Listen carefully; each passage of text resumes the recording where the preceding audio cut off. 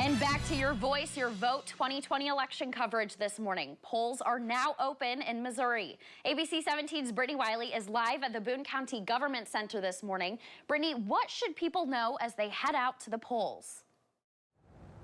And Molly, I'm actually joined now by Boone County Clerk Brianna Lennon to help answer some of those questions.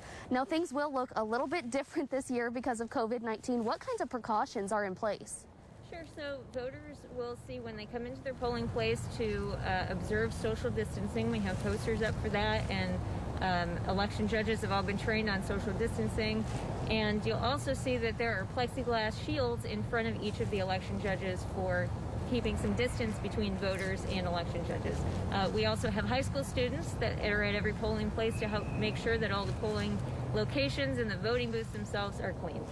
And I know election judges have to wear masks today. Do voters have to wear masks as well? Voters are highly encouraged. We will not turn anybody away for not wearing a mask because there are health exemptions and things like that. But they are still highly encouraged. We are still in the middle of a pandemic, and so it's always important to make sure that we're taking all of the safety precautions we can. And with all of these extra precautions in place, what does staffing look like for Election Day today for you? We have lots of extra temporary workers to make sure that we are being able to answer all of our phones and field any questions that come up. And we have people that are doing curbside voting today at the 9th Street entrance for anybody that has suddenly come into quarantine or isolation. It's contactless. You can stay in your car, but you can still vote. Just make sure you come to the Boone County Government Center. And then what else should people expect as they head to the polls today? Are there specific things they need to bring with them? The important things to do are make sure that you bring an ID. It does not have to be a photo ID. It can be your voter ID card that we send you in the mail. It can be your driver's license. It can even be a utility bill with your current name and address. So there's a variety of IDs that will work.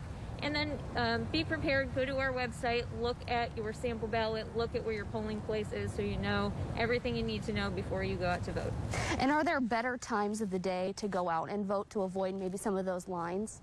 I think based on the turnout, we're going to be steadily pretty busy. So polls are now opened, and there's probably going to be some lines at polls just to kick it off in the morning. But maybe if you are free at 10 or 11 o'clock, that's usually a slower period.